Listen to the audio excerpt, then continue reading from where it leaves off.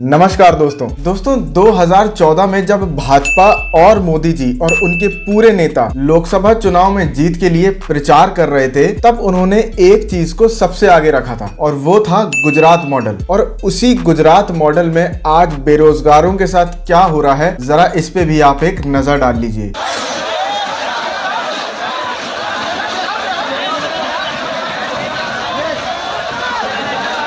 क्योंकि गोदी मीडिया तो आपको ये सब दिखाएगा नहीं, वो तो पाकिस्तान की बेरोजगारी दिखाने में व्यस्त है। भारत में कितनी बेरोजगारी है ये आपको गोदी मीडिया नहीं दिखाएगा। दिखा दिया तो या तो उनकी तनख्वाहें बंद हो जाएंगी या उन्हें चैनल से लात मार के निकाल दिया जाएगा। और माइक भी नीचे गिर गया है। तो दोस्तों, बनासकांठा के पालमपुर क्षेत्र में ग्राम रक्षा दल की 600 से भी ज्यादा पोस्ट के लिए बहुत बड़ी संख्या में बेरोजगारों ने प्रोटेस्ट किया। और उन बेरोजगारों के साथ जो प्रोटेस्ट कर रहे थे, कितना प्यारा सलूक किया गया, आप खुद ही देख लीजिए। अच्छे दिन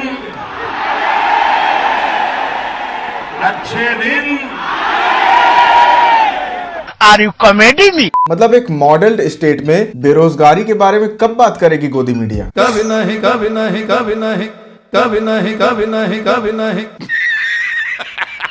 हाँ, लेकिन एक चीज ऐसी है जिसके बारे में ये पहले भी बात कर रहे थे और आज भी बात कर रहे हैं, किसान आंदोलन। कुछ चैनल किसान आंदोलन को पहले भी बदनाम कर रहे थे और आज जब उसी किसान आंदोलन की वजह से वो तीनों काले कृषि कानून वापस हो गए हैं, तो वो आज भी उन्हें बदनाम कर रहे हैं। जी हिंदुस्तान पे जरा एक नजर डालिए। कहने को तो ये राकेश टिकैत साहब से बात करने गए, अब राकेश टिकैत साहब से बात करते समय किस तरीके की टैगलाइन इन्होंने चलाई, जरा उस पे नजर डालिए। बंधक गैंग के 1 साल, मेरी दिल्ली बेहाल। वाह वाह वाह, दिल्ली के मुख्यमंत्री तो यही हैं। हुड़दंग के 1 साल, दिल्ली बॉर्डर पर बवाल। बीत गया 1 साल, मेरा रास्ता कब बहाल। दिल्ली में अय्याशी वाले अड्डे के 1 साल, बहुत बढ़िया। अब जरा जो भाई साहब राकेश टिकैत साहब का इंटरव्यू ले रहे थे, उनके अंदर क्या इतनी हिम्मत थी कि ये जो टैगलाइंस ऊपर चला रहे हैं, ये स्क्रीन पर चला रहे हैं, यही टैगलाइंस राकेश टिकैत साहब के सामने बोल देते, उनसे 2-4 सवाल पूछ लेते। भैया आपकी तो अय्याश गैंग है, या आपने तो रास्ते रोक रखे हैं, आप तो गैंग हैं, आप कब रास्ते खाली कर रहे हैं, उनसे कुछ नहीं पूछा।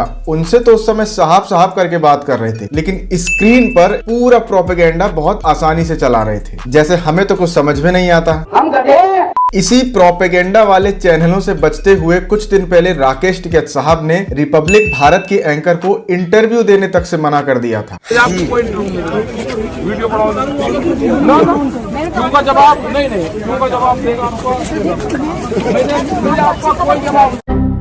खैर ये काम उन्हें बहुत पहले कर लेना चाहिए था। खैर रिपब्लिक भारत के एंकर्स को इसकी आदत है, इन्होंने तो फिर भी बहुत प्यार से भगाया। लालू जी ने तो लगभग रिपब्लिक भारत के एंकर की गुद्दी लाल कर ही दी थी। फिर वही जवाब बोल रहा है, दे देंगे 2 मुक्का नाच के गिर जाओगे।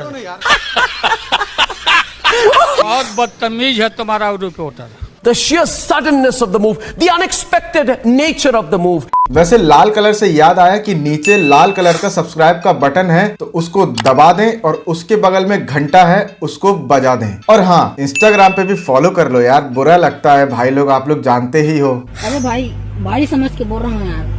अब दोस्तों एक वीडियो देखिए और कमेंट में बताइए, गैस करिए कि ये खुजली हो रही है या पजामे का नाड़ा बांध रहे हैं। ये इधर भी होती है, ये उधर भी होती है, खुजली है भाई खुजली है, खुजली है भाई खुजली है। कांग्रेस के नेता रोशन लाल बिट्टू ने ट्वीट किया और लिखा कि even Assam CM Himanta Biswa Sharma have no shame and sanskar in front of a women. तो भैया असम के सीएम हेमंता बिस्व शर्मा क्या कर रहे हैं ये तो हमें नहीं पता। खुजली हो रही है या पजामा नीचे सरक रहा था तो नाड़ा बांध रहे हैं। जो भी कर रहे हैं कैमरे के सामने तो नहीं करना चाहिए था यार। कैमरे के सामने ऐसा कौन करता है?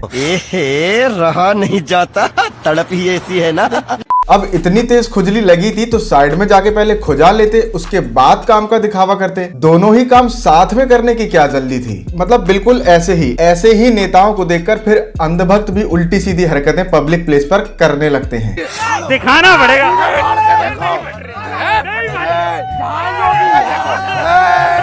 अरे छी छी छी छी छी, मतलब ये तस्वीर देख के तो ये भी शर्मा गए होंगे।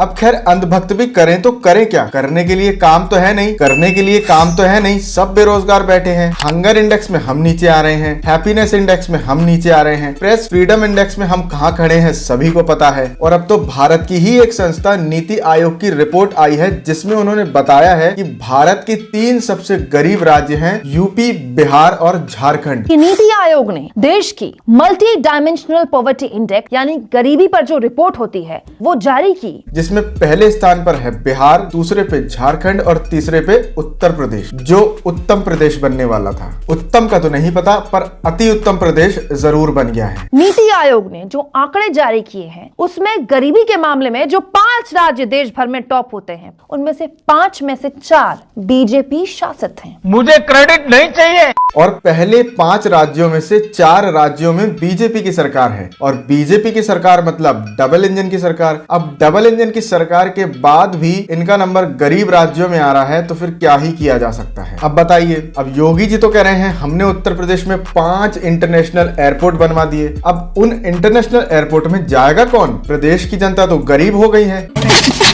और सबसे बड़ी बात, नीति आयोग तो हमारे देश की ही संस्था है, तो आप तो अब इसे ये भी नहीं कह सकते कि ये अमेरिका की है, टाइम्स मैगजीन है, इनका तो प्रोपेगेंडा चलता है, भारत विरोधी है, ये वो। अब आप क्या करेंगे?